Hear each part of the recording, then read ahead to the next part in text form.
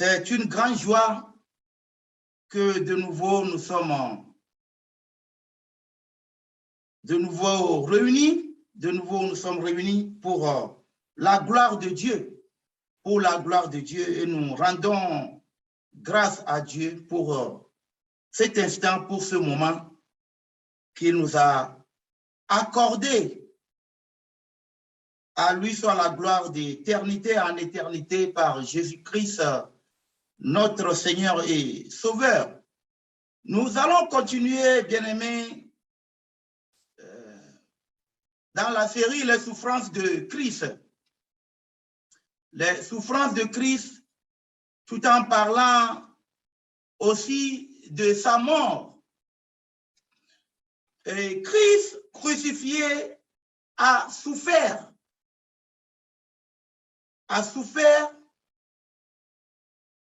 et a rendu l'esprit à Dieu le Père. Et ce sont les souffrances, les mauvais traitements, les tortures, la crucifixion, bref, qui a déclenché les tortures qui ont conduit Christ à la mort. Il a rendu l'esprit à Dieu le Père. Et cela démontre même encore une fois l'humanité de Christ, qu'il est paru comme un vrai homme. Ainsi, il a souffert pour nous. Mais toutefois, nous devons comprendre que Christ n'est pas resté sans toutefois prédire sa mort. Il a prédit sa mort, si nous lisons dans Matthieu chapitre 20, le verset 18 à 19. Matthieu chapitre 20.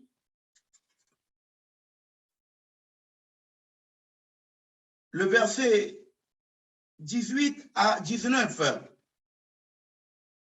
Mais nous allons même lire à partir du verset 17. Matthieu le chapitre 20 à partir du verset 17.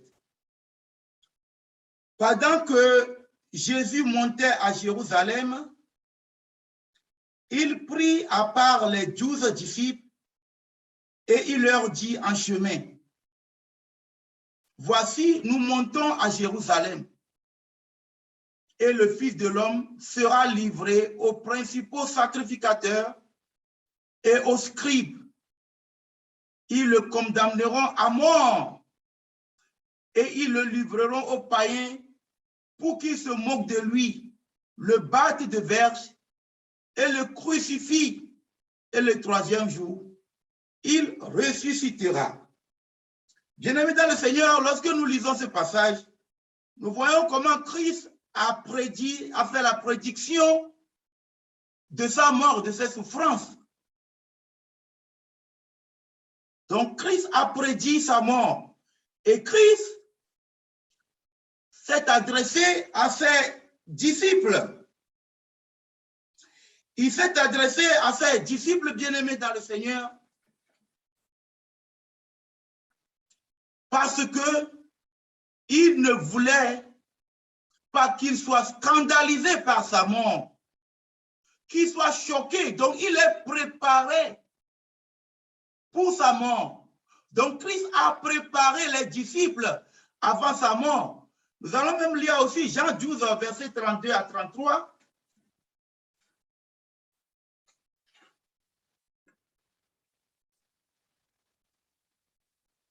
Jean, le chapitre 12, le verset 32 à 33. Je le lis dans le puissant nom de Jésus-Christ. Jean 12, 32 à 33.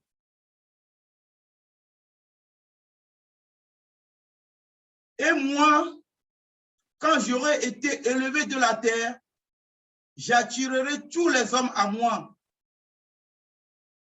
verset 33, en parlant ainsi, il indiquait de quelle mort il devait mourir.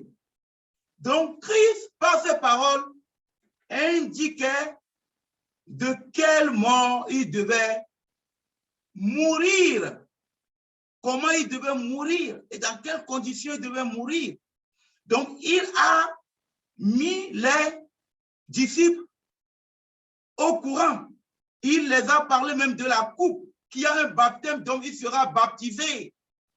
Il en a aussi fait mention. Donc, il parlait ainsi de la souffrance, de la mort, de tout ce qui devait traverser, de la mort, la crucifixion. Donc, ainsi Christ a prédit sa mort. Si nous allons même dans Matthieu chapitre 17, le verset 22 à 23,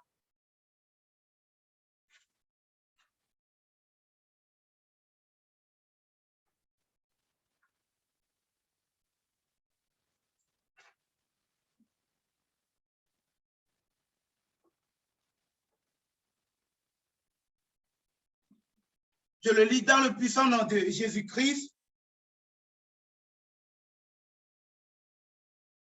Matthieu 17, verset 22 à 23. Pendant qu'ils parcouraient la Galilée, Jésus leur dit, le Fils de l'homme doit être livré entre les mains des hommes. Verset 23. Ils le feront mourir et le troisième jour, il ressuscitera.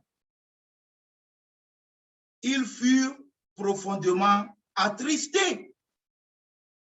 Lorsque Christ annonça qui sera trahi, qui sera mis à mort,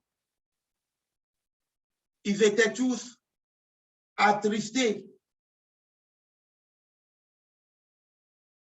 Ils étaient attristés, mais du moins, ils étaient informés maintenant de ce qui devait arriver à Christ.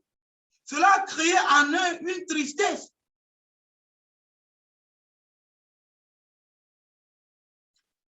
Nous ne sommes pas sans savoir que la mort de Christ a été voulue par Dieu, que ce fut une décision de Dieu. Donc, c'est Dieu qui a décidé, c'est selon le plan conçu par l'Éternel. Si nous lisons dans Ésaïe chapitre 53, Ésaïe chapitre 53,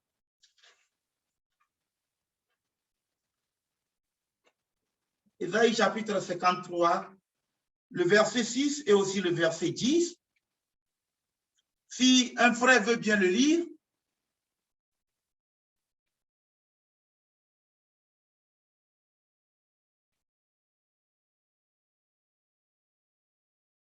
Ésaïe 53, le verset 6, et je le lis dans le puissant nom de Jésus-Christ. Nous étions tous errants comme des brebis.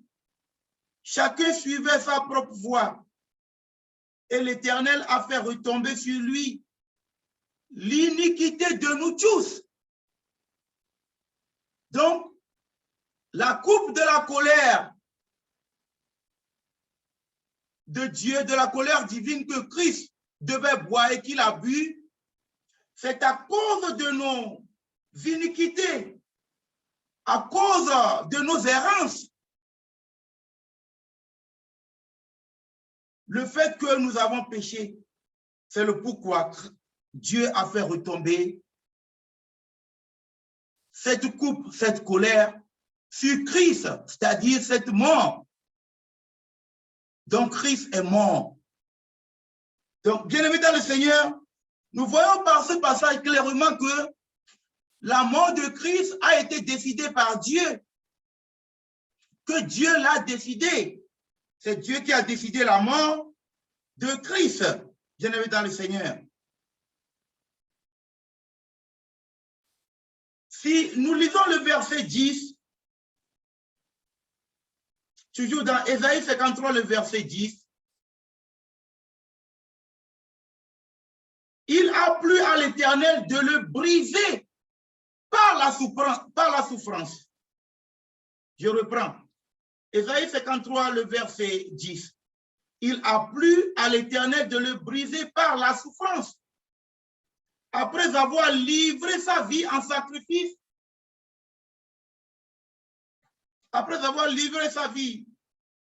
sacrifice,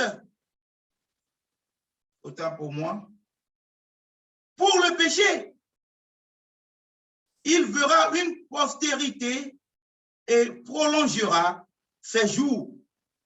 Et l'œuvre de l'Éternel prospérera entre ses mains. Donc, nous voyons clairement aussi de nouveau par ce passage, la Bible nous dit, il a plu à l'Éternel de le briser par la souffrance. Vous voyez que c'est par la pure volonté de Dieu, la décision de Dieu que Christ a été mis à mort. Christ a été mis à mort parce qu'il a plu à l'Éternel de le briser par la souffrance. Il verra une postérité et prolongera ses jours. Et l'œuvre de l'Éternel prospérera entre ses mains. Entre ses mains. Bien-aimés dans le Seigneur, nous voyons que la mort de Christ a été décidée et voulue par Dieu. Par Dieu, la mort de Christ. La mort de Christ, un plan qui existait bien avant que nous ne venions dans le monde, bien-aimés dans le Seigneur. Nous y viendrons encore tout à l'heure. Donc, nous devons savoir que la mort de Christ est indispensable pour le salut de l'homme, pour le salut des hommes. Donc, la mort de Christ est indispensable, tout comme sans l'eau, la vie est indispensable, ainsi aussi en est-il de la mort de Christ pour le salut de l'homme. Pour cela, nous allons lire Luc chapitre 24, le verset 46.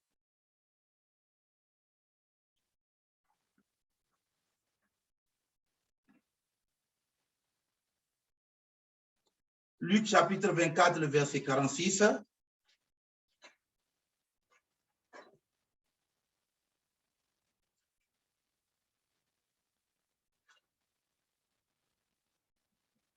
Je le lis dans le puissant nom de Jésus-Christ. Luc chapitre 24, le verset 46. Et il leur dit, ainsi, il est écrit que le Christ souffrirait et qu'il ressusciterait des morts le troisième jour. Donc, le verset 47, on peut même le lire, et que la repentance et le pardon des péchés seraient prêchés en son nom à toutes les nations, à commencer par Jérusalem. Donc, je reprends, et il leur dit, ainsi il est écrit que le Christ souffrirait. Donc, ça veut dire que cette souffrance dont a souffert Christ était une souffrance obligatoire. Il devait passer à tout prix par là. C'est-à-dire qu'il devait passer à tout prix par cette souffrance-là. C'est pourquoi Christ lui-même, étant conscient, lorsqu'il priait, il était à l'agonie, a dit, Père, si il n'était pas possible que cette coupe soit éloignée de moi, mais toutefois, que ta volonté soit faite. Parce qu'il savait qu'il devait passer à tout prix par cette souffrance. C'est pourquoi il s'adressait au Père tout en lui demandant si cela était possible, d'enlever, d'éloigner de lui cette coupe, d'éloigner de lui cette coupe, cette mort accompagnée de souffrance, cette crucifixion, tous les traitements humains qu'il a subis, s'il était possible, d'éloigner cela de lui. Mais ce n'était pas possible. C'est pourquoi Christ lui-même a dit, Père, toutefois, pas que ma volonté soit faite, mais la tienne. Donc, la volonté de Dieu. Donc, nous voyons que la mort de Christ est indispensable pour le salut de l'homme. Pour le salut de l'homme. Donc, nous pourrons lire aussi un passage qui dit la même chose dans Actes chapitre 17, le verset 3. Actes chapitre 17, le verset 3.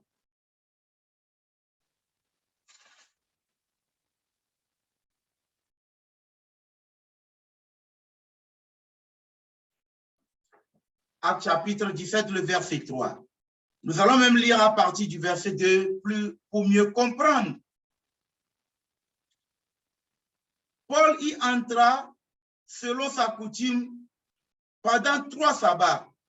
Il discuta avec eux d'après les Écritures. Verset 3. Expliquant et établissant que le Christ devait souffrir et ressusciter des morts. Et Jésus que je vous annonce, disait-il, c'est lui qui est le Christ. Voici ce qu'a dit Paul par le Saint-Esprit. Donc, devait, donc doit. Donc, nous parlons alors là d'une obligation. Le verbe utilisé ici est devait, donc d'une obligation que Christ devait passer à tout prix par cette mort, par cette coupe. Christ devait à tout prix boire cette coupe de la colère divine. Si Christ ne buvait pas cela, c'est que l'homme sera totalement perdu. Il n'y aura pas le salut.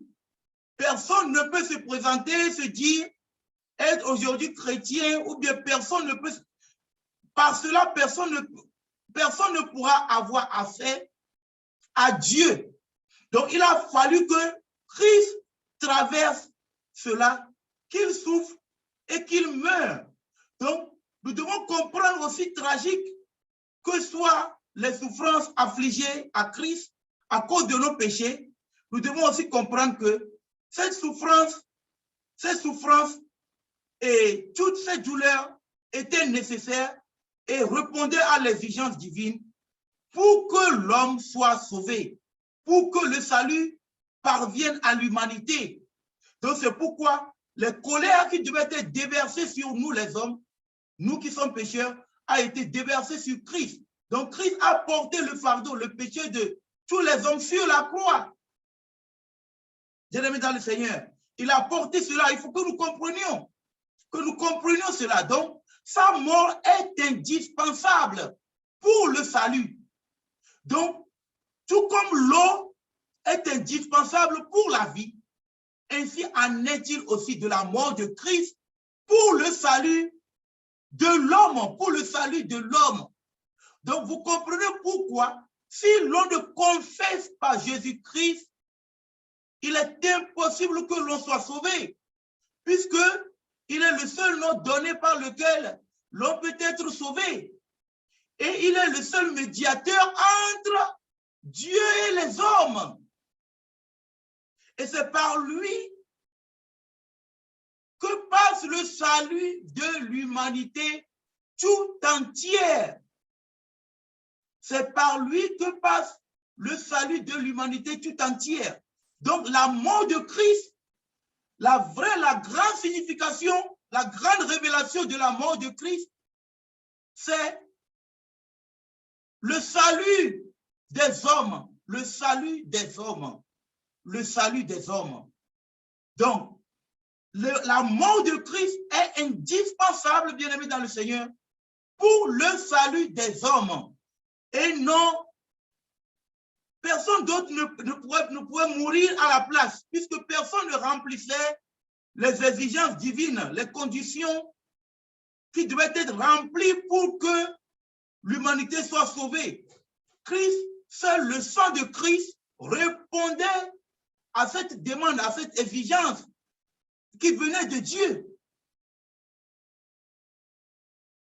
C'est pourquoi Christ a reconnu qu'il est question de lui dans le rouleau, puisque personne ne pouvait ni les animaux qui étaient égorgés, le sang des boucs ne pouvait pas calmer la colère de Dieu.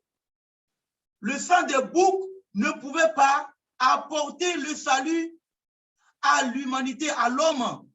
Donc ce n'est que Christ, le Fils du Dieu vivant, qui a quitté le sein du Père, Christ, l'agneau de Dieu, pour dire, bref, lisons Jean 1, le verset 29. Jean 1, le verset 29.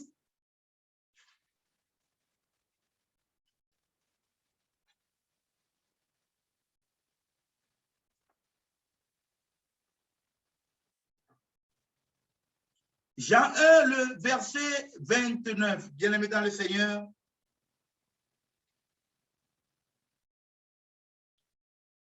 Je le lis dans le puissant nom de Jésus-Christ.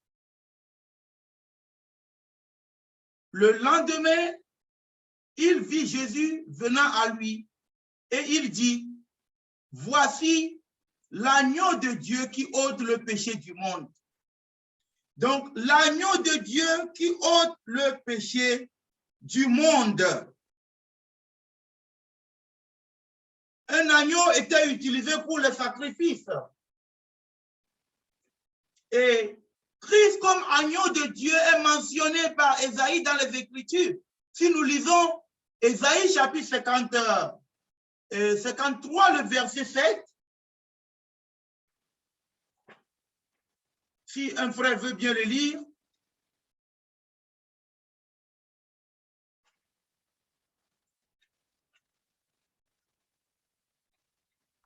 Je lis la parole de Dieu. Amen. Ésaïe chapitre 53, verset 7. Amen. Il a été maltraité et opprimé, et il n'a point ouvert la bouche, semblable à un agneau qu'on mène à la boucherie, à une brebis muette devant ceux qui l'attendent. Il n'a point ouvert la bouche. Amen. Donc, nous voyons Christ, agneau de Dieu, selon Ésaïe chapitre 53, le verset 7, ce que nous venons de lire tout à l'heure dans Jean chapitre 1, le verset 9. Donc, il a été maltraité et opprimé et il n'a point ouvert la bouche. Semblable à quoi? À un agneau qu'on mène à la boucherie. Donc, il est fait ici allusion à l'agneau de Dieu, Christ comme agneau de Dieu, qui ôte le péché du monde, comme nous venons de lire tout à l'heure dans Jean 1, le verset 29. Donc, cet agneau, il n'a point ouvert la bouche, semblable à une brebis muette devant ceux qui l'attendent. Il n'a point ouvert la bouche. Donc, il n'a point ouvert la bouche parce que il sait qu'il n'a aucun droit. Il est condamné. Donc, il n'a aucun droit. C'est pour que la volonté divine aille en accomplissement. C'est pour que la volonté divine aille en accomplissement. C'est pourquoi l'agneau de Dieu qui ôte le péché du monde n'a point bronché, il n'a point ouvert la bouche, puisqu'il savait que c'était pour ça qu'il est là, comme agneau, qu'il est venu comme agneau de Dieu, pour ôter les péchés du monde. Bien-aimé dans le Seigneur, pour ôter les péchés du monde. Donc, nous voyons que la mort de Christ, aussi tragique, aussi violente qu'elle fut, c'était après tout pour notre salut. Donc, la mort de Christ est un gain pour nous. Un gain à dire en réalité. Donc, nous avons gagné par la mort de Christ, nous avons gagné. C'est un gain pour nous. C'est grâce à cette mort que le salut est parvenu à l'humanité. C'est grâce à cette mort. Donc, notez que la mort de Christ est indispensable pour le salut des hommes. L'eau est indispensable pour la vie et la mort de Christ est indispensable pour le salut des hommes pour le salut des hommes, pour le salut de l'homme, pour le salut des hommes. Et ceci, c'est selon le plan souverain de Dieu. Le plan souverain de Dieu. Si nous lisons, nous allons lire dans Matthieu chapitre 16, le verset 21 à 23.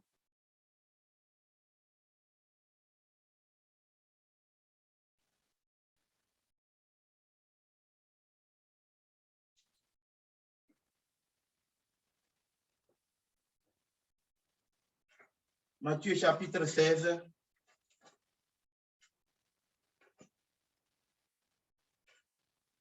Le verset 21 à 23. Nous allons lire ce passage où Jésus-Christ a annoncé sa mort. Je le lis dans le puissant nom de Jésus-Christ. Matthieu 16, le verset 21 à 23.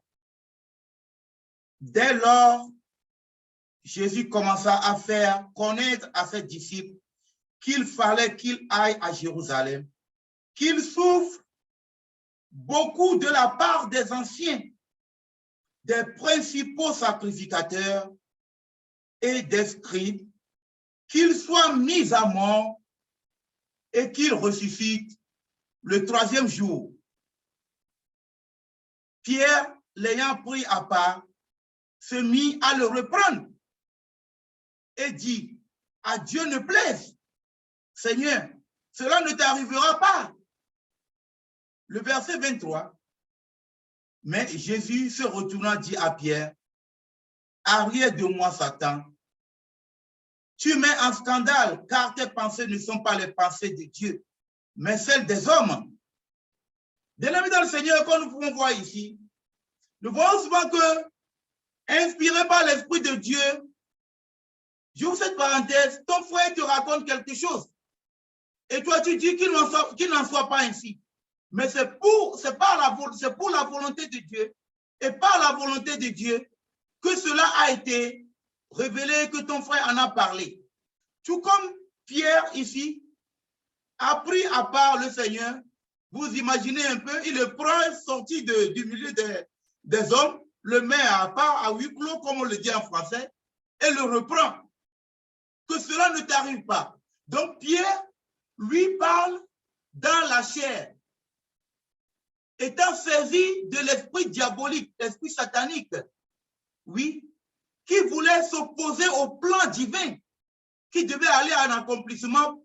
Maintenant, Satan passe par Pierre pour parler, pour dire que cela n'arrive pas. C'est pourquoi Christ lui a dit, arrière de moi, Satan, arrière de moi, Satan, tu mets en scandale, parce qu'avec cela, il y aura un scandale. Il veut se poser au plan de Dieu. Puisque pour Pierre, rien ne devait arriver à Christ. Mais le plan conçu par Dieu, établi par Dieu, qui devait arriver à Christ, maintenant Pierre, lui, vient s'opposer. Mais en réalité, ce n'est pas Pierre lui-même qui parlait, mais c'est l'esprit satanique, c'est le diable qui se servait de lui pour s'opposer à ce plan, pour qu'on n'accorde pas la victoire à Christ. Donc il a dit, arrière de moi, Satan, arrière de moi. En réalité, ce n'est pas de Pierre qui parle, mais il parle de Satan, l'esprit satanique qui a pris le dessus de Pierre pour le pousser à parler. Et Christ a été encore plus près en disant, car tes pensées ne sont pas les pensées de Dieu, mais celles des hommes. Donc souvent aussi, quelquefois, il arrive que la volonté de Dieu se produit devant nous, et certains ne veulent pas l'accepter. Ils prennent leur propre volonté comme étant la volonté de Dieu et s'opposent à la volonté de Dieu. Le Seigneur l'a dit, aussi élever les cieux sont au-dessus de la terre, ainsi aussi en est-il de mes pensées, de vos pensées. Et c'est exactement cette parole que nous revoyons ici dans le discours, dans le message de Christ ici. Que nos pensées ne sont pas les pensées de Dieu. Et nous ne pourrons pas nous opposer à la volonté de Dieu. Tout comme personne ne devait s'opposer à l'accomplissement de la volonté de Dieu. la volonté de Dieu, que Christ soit mis à mort, qu'il souffre, qu'il soit traité et qu'il meure pour que l'humanité soit sauvée, pour que par son sang, et en tant que victime expiatoire, offrande parfaite qui répond aux exigences divines, pour que par cela, l'humanité soit sauvée, le salut parvienne aux hommes. Mais Satan voulait passer par Pierre pour s'opposer à cette volonté, puisque la volonté de Satan, c'est que l'humanité devait demeurer dans sa main, qu'on ne devait pas arracher l'humanité de sa main. Pour cela, il fait tout. Il peut se servir de toute personne, de quiconque, juste pour chercher à s'opposer au plan de Dieu. C'est comme le Seigneur te pousse à faire quelque chose. Et Satan, par quelqu'un d'autre, vient se mettre pour que le plan n'aille pas en accomplissement. Et celui-là passera par tout moyen pour s'opposer afin que le plan n'aille pas en accomplissement. Bien-aimés dans le Seigneur, souvent nous voyons des choses qui se passent et nous ne comprenons pas. Mais quand nous discernons un peu, nous saurons que non, ce qui a parlé ici, ça c'est l'esprit impur, ici ça c'est l'esprit pur. Ici, il y avait la puissance de Dieu qui est à l'œuvre et nous voyons aussi que non, ça c'est Satan. Satan qui se manifeste ici et pour changer les données. Et cela nous arrive aussi dans nos propres vies. Quelquefois, le Seigneur nous parle, nous dit ne va pas ici, ne va pas ici, ne va pas ici. Tu ressens toi-même qu'il ne faut pas aller parce que tu ressens un danger, le Seigneur te reprime à l'intérieur de toi-même et t'avertit. Quelqu'un te dit, mais toi aussi. Mais à chaque fois, Dieu te parle, il faut aller. Et tu n'y vas pas. Après, tu te rends compte que bon, le fait de ne pas être parti est une très bonne décision, car la route même que tu vas emprunter, tu verras qu'un accident, il y a eu un incendie, il y a eu plusieurs morts, il y a eu un coup, quelque chose, un fait qui s'est passé et qui a emporté beaucoup de vies humaines. Par là, tu comprendras que là, c'est Satan qui te disait non, il faut partir, il faut partir, il faut partir. Or que le Seigneur te disait non, ne pars plus, reste chez toi. Bien-aimé dans le Seigneur, soyez richement et abondamment bénis dans le puissant nom de Jésus-Christ, notre Seigneur et Sauveur. Amen.